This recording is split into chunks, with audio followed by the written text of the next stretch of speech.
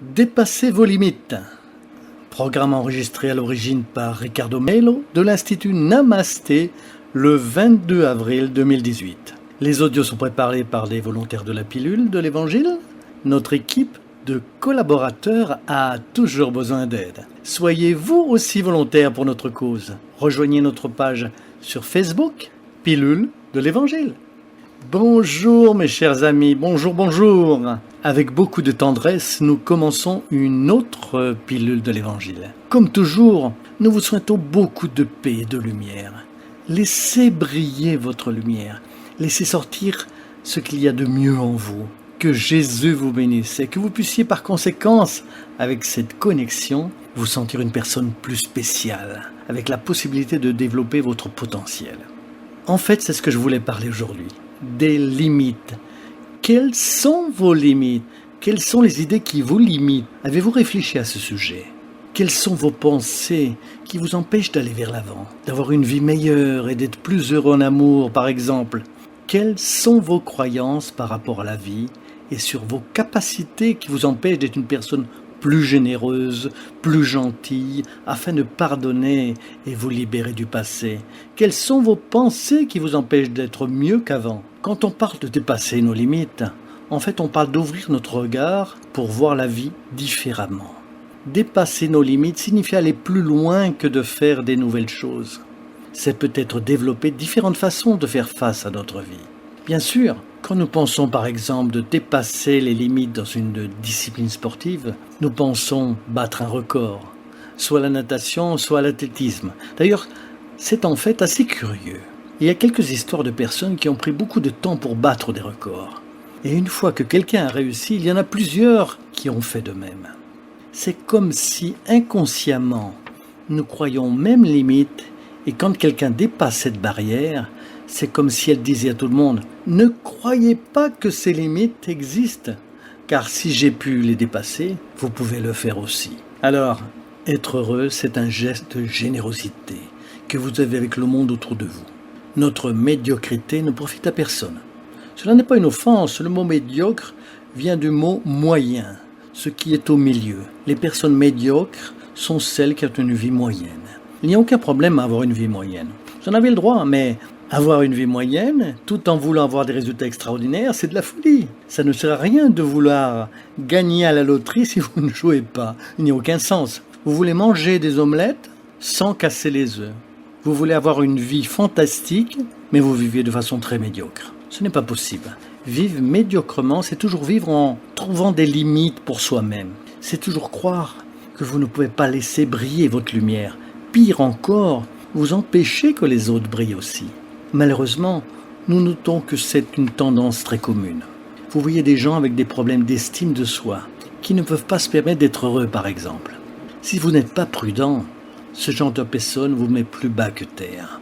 Si vous dites « J'ai une idée, je voudrais en parler avec vous », et la personne vous décourage en disant « Laisse tomber, cela ne fonctionne pas », vous arrivez tout content en disant à votre mari, à votre femme, aux enfants, à vos parents ou à vos amis « Je veux retourner à l'école, je vais ouvrir une entreprise ou je vais déménager dans une autre ville, je vais lire un nouveau livre, je vais essayer une nouvelle expérience ou je veux vivre quelque chose de différent. » Si vous n'êtes pas prudent, une personne frustrée projettera sa frustration sur vous et vous accepterez comme si c'était les vôtres alors que ce sont les limitations qui appartiennent à l'autre.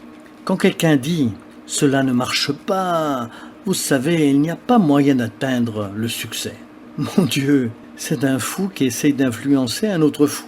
Désolé, mais c'est vrai, je ne vois pas un autre mot. C'est de la folie. Comment allez-vous chercher la vie d'une personne qui n'est pas heureuse pour déterminer que vous soyez heureux? Je suis désolé, mais c'est quelque chose qui ne tourne pas rond. Non, 1000 fois non. Jésus nous a enseigné que nous devrions laisser briller notre lumière. Si vous voulez demander des conseils à quelqu'un, demandez plutôt à lui. Demandez au Christ et pas aux personnes équivoquées autour de vous qui veulent vous induire en erreur.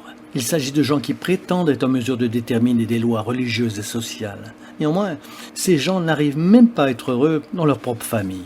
Ce sont des personnes souvent amères et qui jugent les autres et établissent des règles en sachant que le Christ lui-même nous dit que la seule règle est de suivre la règle de l'amour, comme la règle du respect de la vie de l'autre, d'être un instrument entre les mains de Dieu, de vivre avec simplicité. Ceci est très important. Surmonter ses propres limites, c'est accepter qui vous êtes, c'est donner un pas de plus de ce que vous avez fait. Et non pour montrer aux autres que vous êtes le meilleur, mais pour que vous puissiez vous permettre de vivre votre divinité en étant sur terre. Donc, si vous permettez un petit conseil, arrêtez de douter de vous. Vraiment, allez en avant. Faites quelque chose de nouveau. Si, essayez de faire quelque chose de nouveau. Si vous ne pouvez pas changer de rue, changez au moins de trottoir. Si vous ne pouvez pas changer de quartier, changez de rue et de trottoir. Si vous ne pouvez pas changer de table, changez de chaise. Trouvez un moyen de changer. Le plus important est de ne pas rester bras croisés. Comprenez-vous l'idée ? Veuillez vous permettre d'apprendre des nouvelles choses et faire différemment. Cela fait une grande différence. Nous devons aider Dieu à nous aider. Si vous ne surmontez pas vos propres limites, malheureusement, vous passerez cette incarnation entière à respirer le même air pollué, en se rabaissant intérieurement.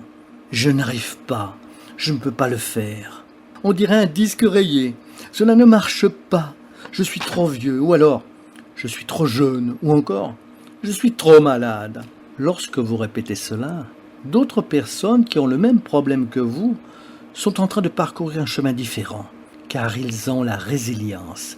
Elles renforcent leur esprit, et leur esprit pour aller de l'avant. Cette phrase me fait penser au dicton que l'on voit souvent inscrit sur certains camions ici. C'est surprenant, mais cela fonctionne. Ne dites pas à Dieu que vous avez un grand problème, mais dites à vos problèmes que vous avez un grand Dieu.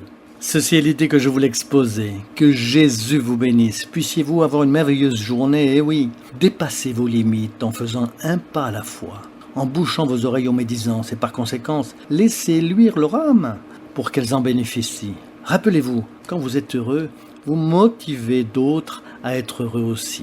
Lorsque vous êtes une personne attentionnée et généreuse, même dans des environnements difficiles, vous inspirez les autres à être gentils et généreux, malgré le milieu où ils vivent. Que Dieu vous bénisse, vous inspirez une fois de plus, beaucoup de paix et de lumière. Puissiez-vous surmonter vos limites et devenir une personne meilleure chaque jour. Rappelez-vous, lorsque vous brillez, vous aidez d'autres personnes à briller avec vous aussi. Eh oui, restez avec Dieu, lumière et paix. Je vous remercie comme d'habitude. Merci de partager les pilules de l'Évangile. En nous aidant et en aidant les autres à surmonter toutes leurs limites et briser toutes les barrières de préjugés religieux et sociaux qui pour l'instant n'est pas encore possible pour le moment dans ce monde. Mais avec la grâce de Dieu, bientôt, dans le monde de régénération vers lequel nous nous conduisons, sans doute, nous n'aurons plus ce problème. Restez avec Dieu, comme vous le savez déjà. À bientôt, à très bientôt.